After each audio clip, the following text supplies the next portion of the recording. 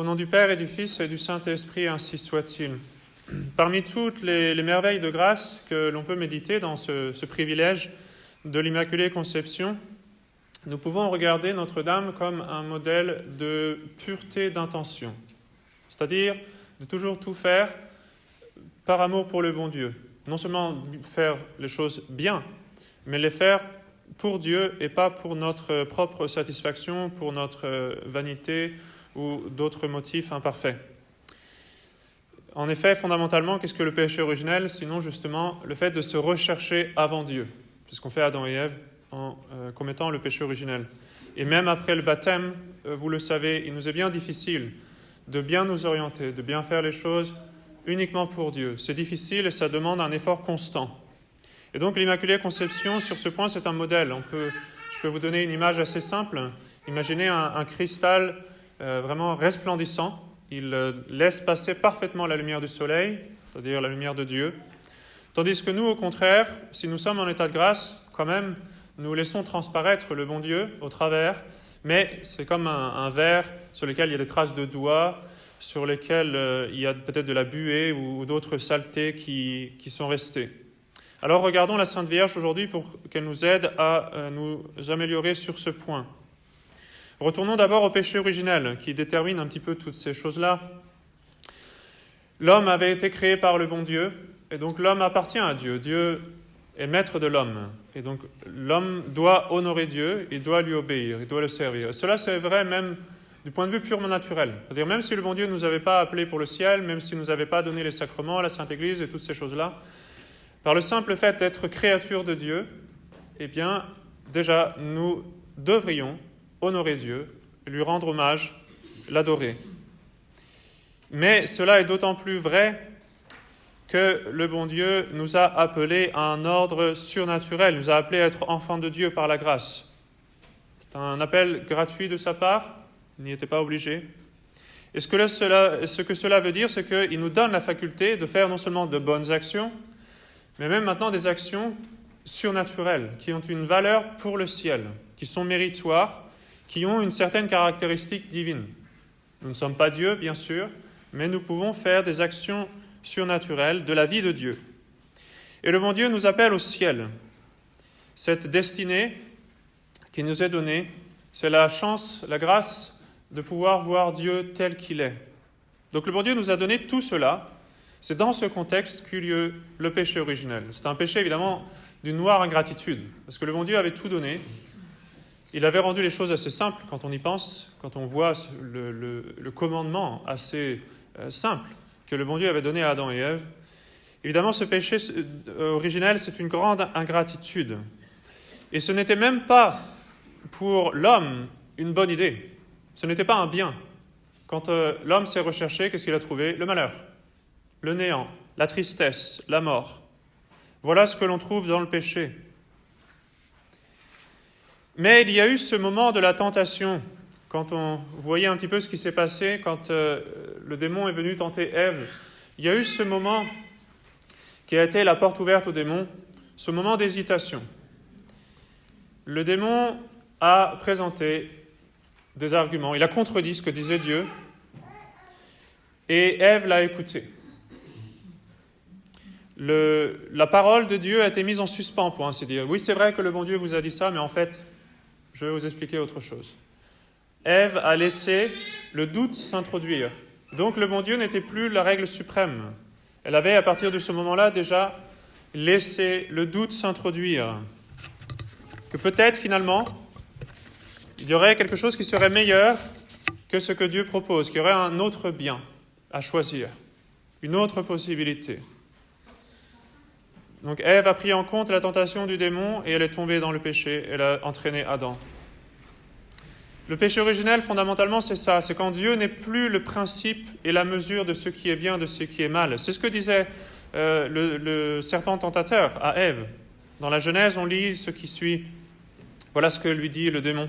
« Certainement, vous ne mourrez point », donc contredisant tout ce qu'avait dit le bon Dieu, « mais c'est que Dieu sait qu'aussitôt que vous aurez mangé de ce fruit, vos yeux seront ouverts et vous serez comme des dieux connaissant le bien et le mal. » Autrement dit, C'est vous qui direz ce qui est bien et ce qui est mal. C'est-à-dire, vous n'aurez pas à obéir au bon Dieu, c'est à vous de voir, c'est à vous de réfléchir.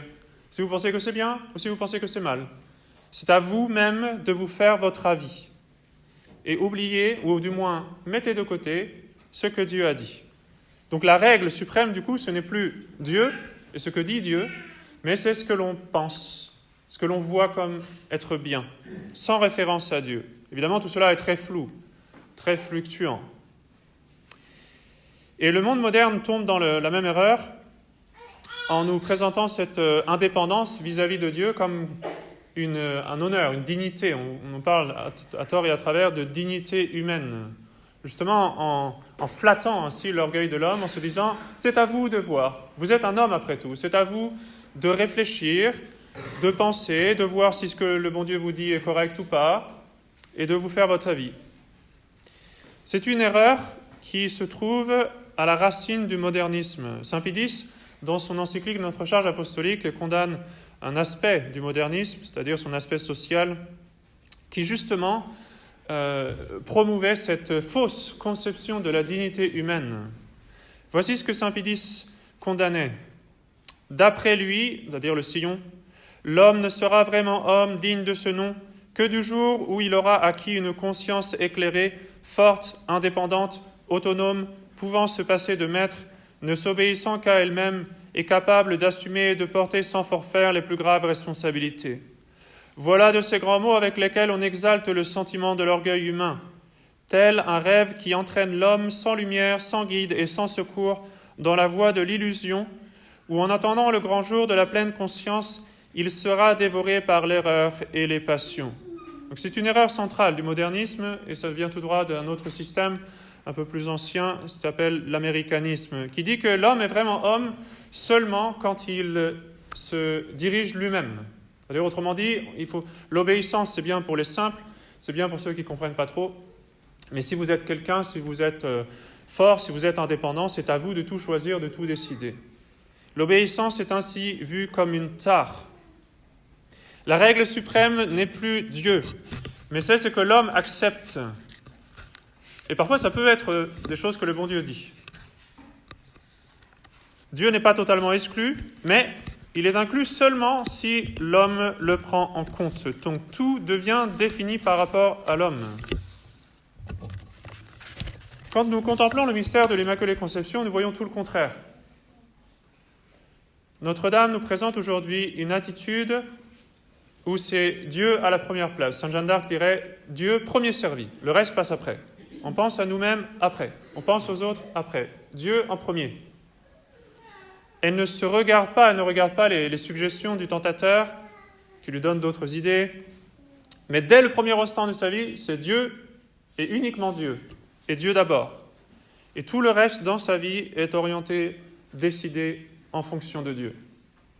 Alors ce que ça entraîne pour elle, c'est de ne pas avoir de péché originel, mais même plus que ça, d'avoir cette grande pureté intérieure, pureté d'intention, c'est-à-dire jamais de recherche de soi. Quand Notre-Dame faisait de bonnes actions, quand elle a participé par exemple à la rédemption, il n'y a pas eu de vanité, il n'y a pas eu d'amour-propre, il n'y a pas eu de m'as-tu vu dans l'attitude de Notre-Dame.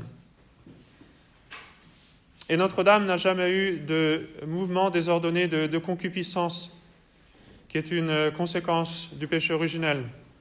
Alors pas de péché originel, ça veut dire pas de désordre. Voyez-vous, quand un enfant naît, il naît dans le désordre, on peut dire. C'est-à-dire, il est avec ce désordre où il n'est pas bien orienté. Ce n'est pas Dieu à la première place. Il y a ce désordre fondamental à cause du péché originel. Et le baptême efface le péché originel, donc l'ordre est rétabli, mais il reste de mauvaises inclinations qu'on appelle les blessures. Et vous le savez que trop bien. Il faut toujours redresser et faire des efforts toujours. On a l'impression que c'est comme une voiture, vous savez, dont la direction est un peu mal orientée. Alors si on lâche le volant, ça va tout de suite dans le fossé. Il faut toujours la tenir un peu comme ça. C'est exactement ce qui se passe dans notre nature blessée par le péché originel. On a besoin toujours de redresser pour garder le cap.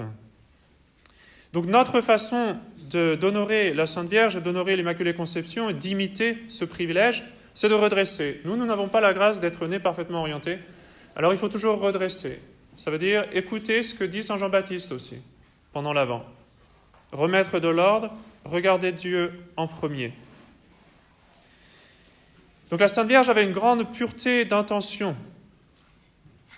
Il n'y avait jamais en elle de recherche d'elle-même, de son amour-propre ou quoi que ce soit. C'est là où il y a souvent beaucoup de travail. Si vous, je l'espère, vivez en état de grâce, c'est là souvent où il reste du travail. C'est-à-dire, fondamentalement, l'ordre est bon.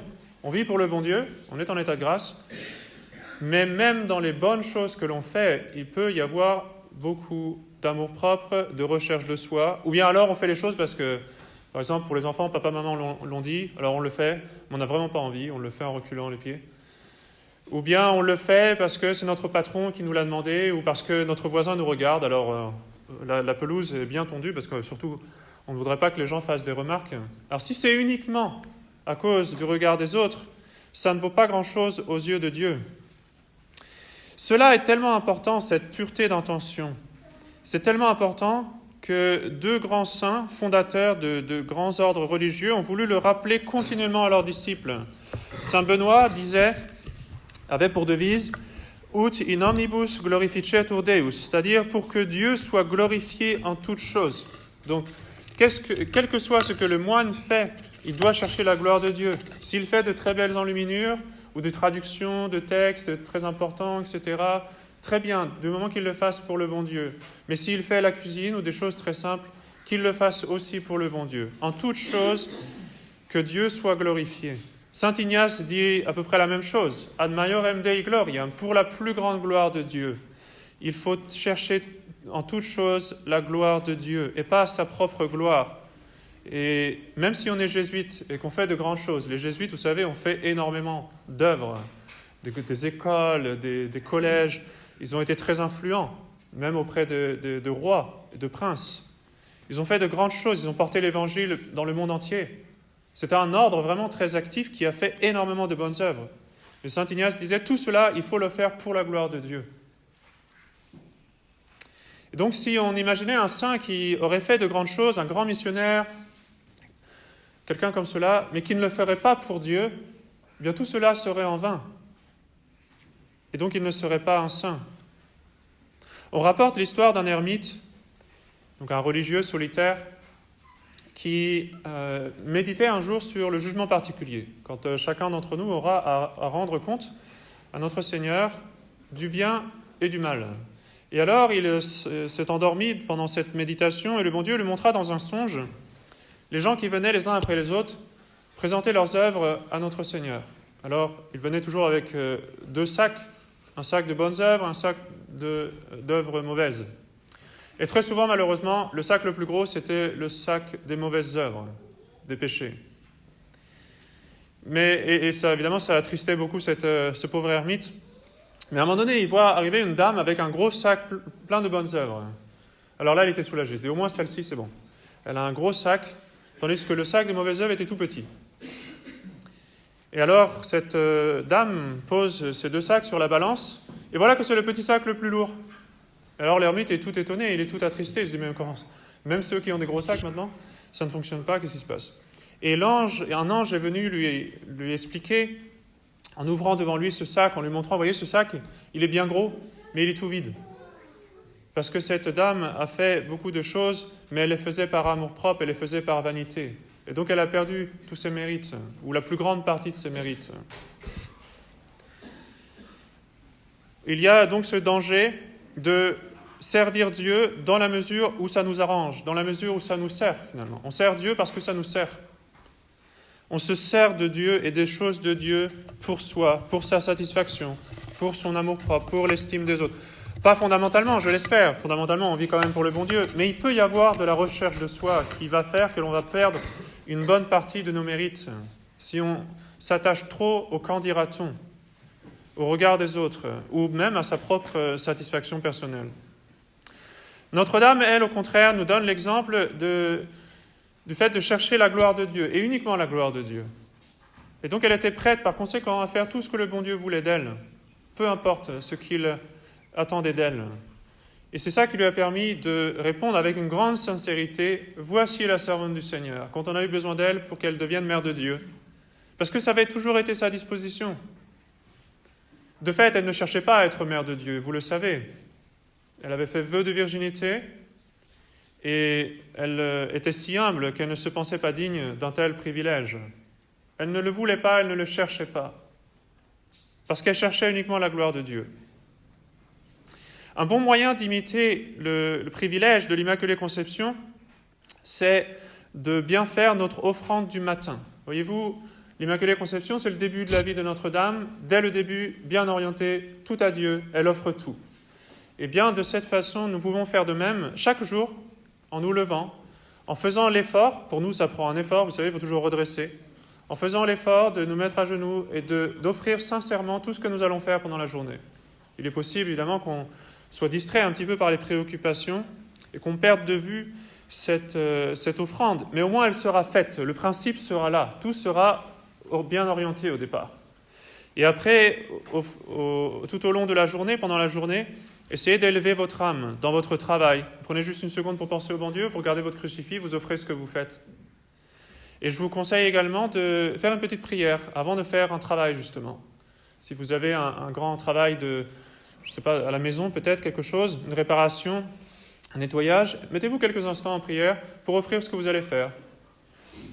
Nous faisons cela avant les classes, dans les écoles. On fait toujours une petite prière pour bien faire ce que l'on fait et pour l'offrir au bon Dieu.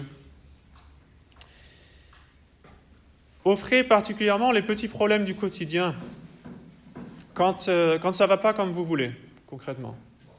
Quand les choses ne fonctionnent pas très bien, parce que là, c'est beaucoup plus difficile, évidemment, d'avoir de l'amour-propre ou de la vanité, quand ça fonctionne mal. Donc c'est plus facile, finalement, d'avoir une intention pure quand on a des contradictions, des problèmes, des revers. Alors, offrez particulièrement ces choses-là, parce qu'elles seront plus pures aux yeux de Dieu. Essayez de vous détacher du qu'en dira-t-on, du regard des hommes. Ne cherchez pas à vous mettre en avant. Vous n'avez pas besoin nécessairement de dire « Voyez-vous ce que j'ai fait ceci, j'ai fait cela chez moi. » Essayez de ne pas le faire pour la satisfaction des hommes. Et dans la vie spirituelle, souvenez-vous, le bon Dieu nous détache de ces choses-là, petit à petit. Il permet que l'un ou l'autre nous fasse des remarques assez désobligeantes. Donc on pensait avoir fait quelque chose de bien, puis quelqu'un arrive et se dit « ça vaut rien, j'aurais mieux fait ». Voilà. Des petites remarques comme ça, des petites piques. Bien acceptez-les avec humilité en vous disant « cela me permet de travailler la pureté d'intention, justement, de le faire pour le bon Dieu ». Priez bien l'Angélus également, surtout pendant ce temps de l'Avent. C'est une belle façon de se préparer à la fête de Noël et de répéter cette parole de Notre-Dame « Voici la servante du Seigneur ». Et quand ça nous coûte, parce que ça nous coûte, quand c'est difficile de faire ce que j'ai dit là, invoquez l'aide de Notre-Dame en récitant cette prière en l'honneur de son Immaculée Conception. Ô Marie conçue sans péché, priez pour nous qui avons recours à vous. Au nom du Père et du Fils et du Saint-Esprit, ainsi soit-il.